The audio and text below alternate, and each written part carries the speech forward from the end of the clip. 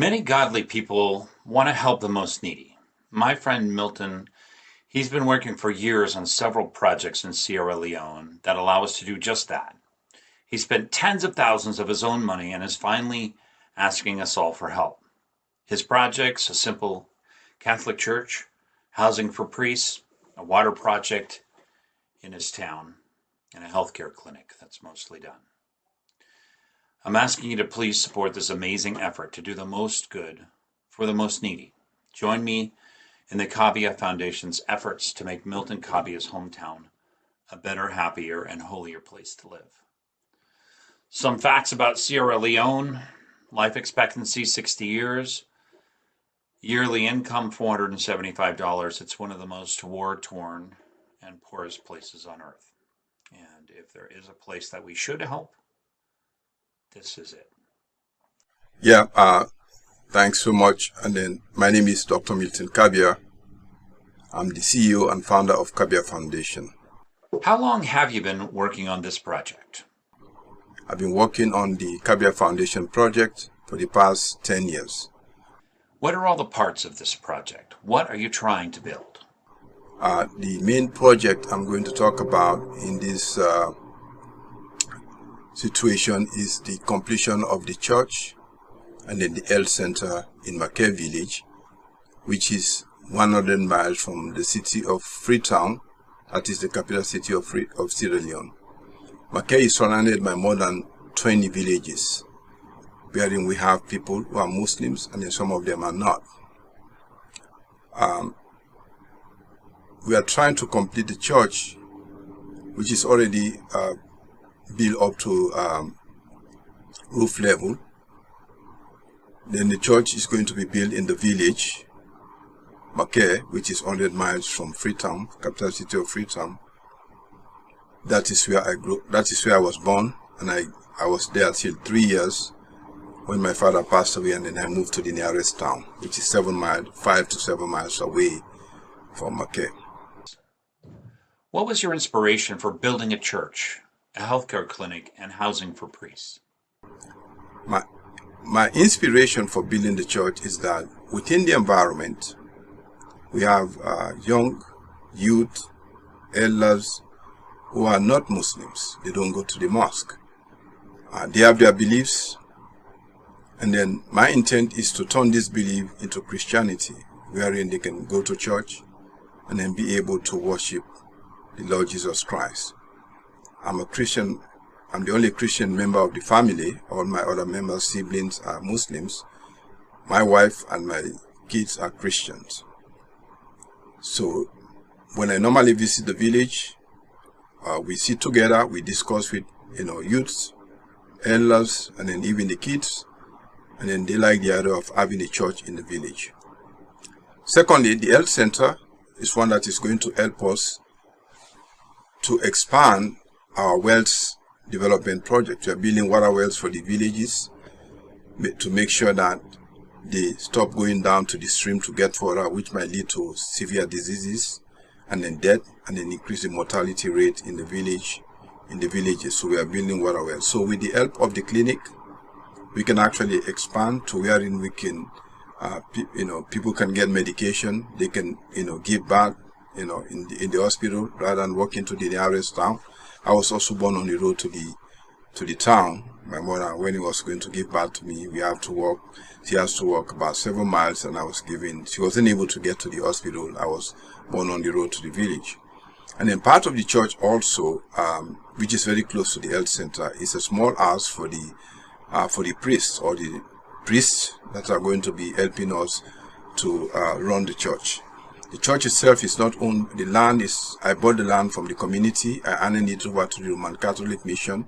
So the land is in their name. So when the church is completed, it will be handed over to them for them to give a name. What are all the parts of this project? The entire project: the church, the health center, the mosque, the community center, the money for small business, the farming activities that we do, the animal husbandry, is all from me. I work teaching for online university, work full-time job, and at the same time run my business. I also do some animal farm business so that I can raise some money for the locals to be able to help them in their project. So that's where I'm raising the money. Sometimes I take loan so that I can complete some of the project. Milton, why are you asking for money now? I'm asking for your help because at this point in time, it's becoming difficult to do all these projects and at the same time be able to complete the church. The mosque is already completed. The church has to be completed. So I'm asking for your help in order to roof the church, to plaster, to paint, and then to provide the internal furniture, and then for the people the congregation, and then to furnish the pulpit, and then also to provide the amenities needed for also complete the bathroom that is going to be very close to the church. This church will be open immediately. We completed, the church is actually, the land is in the hands of the Roman Catholic Mission. They own it. After I bought it, I hand it over to them. So basically, when this church is completed, it's going to be handed over to them, and then they will open it immediately. They are ready to open, the church. So again, like I was saying, very close to the church is the health center. My intent is to make sure we finish the health center, equip the health center with medical devices, and then laboratory equipment to test for other minor diseases, and then thermometers and other just medical devices that can save the life of children, mothers, and then the community within that village. Since this village is actually surrounded by more than 20 villages, people can simply walk a mile or half a mile to get to that clinic and then be able to get the medical attention that they needed. The design of the church is going to be simple, and so what I did was I attend St. Elizabeth and Sitting on Hoffman Road in Anchorage. That is the church I go to. So what I did was I took a picture of the church, the internal and external environment of the church, and I sent it to the designer. So they designed it exactly the way St. Elizabeth and Sitting Church is on Hoffman Road in Anchorage. So the design will be exactly the way that church is. So we mimic that to make sure when it's completed, it's going to look very similar to that, and then similar to the church here in the U.S. The number of priests that we are going to accommodate, for now, they've assigned a priest when the church is completed, but I'm hoping that the Roman Catholic Mission will assign maybe 2 or 3 priests to be going there on a rotation basis. We have a house for them to live, is self-contained, and then they'll be able to live there. There is also water well very close to the church that can actually provide the drinking water facility that is needed for them. Milton, do you have a name in mind for the church in Maquet? I've not decided on the name of the church because I don't normally give names to any of the buildings that I do design, do help the community to work, because usually what I do is in designing any of these buildings, the community center, the church, the mosque, the health center, and then upgrading schools.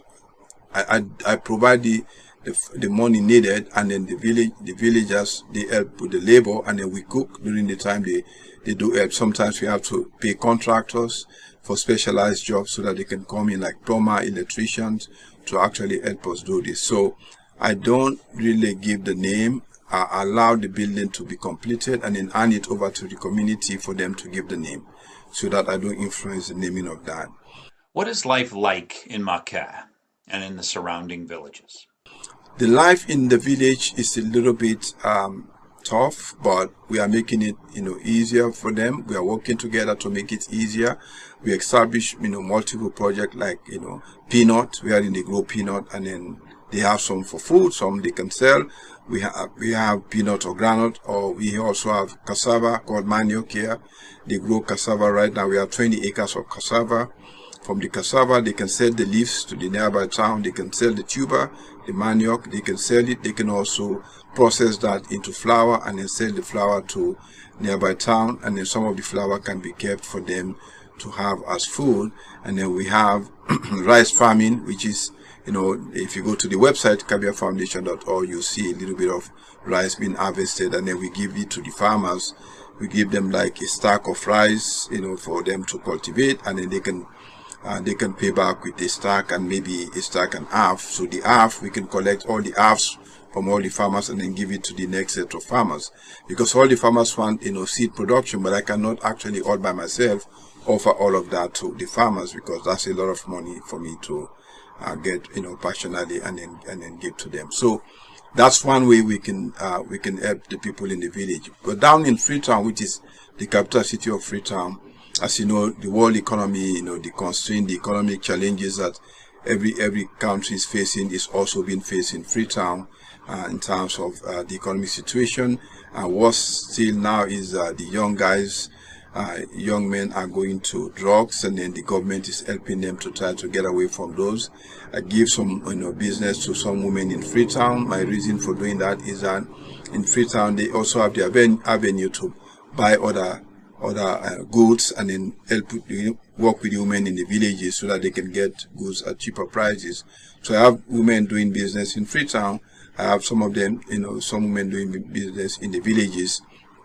My intent is to expand to other villages within Sierra Leone or to other districts, other areas in Sierra Leone, but it's not something that is easy. So I need your help. And then how do you help us? Go to, there's a website called www.givesendgo.com// Foundation. You can see that on the screen.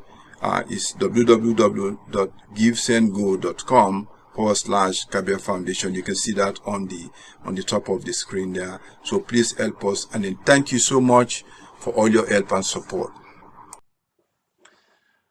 This has been an amazing interview and a project I truly believe in. I've already donated. I will donate more if more is needed. I'm asking you for help. This is the time. This is the call. The most needy, the most we could ever do.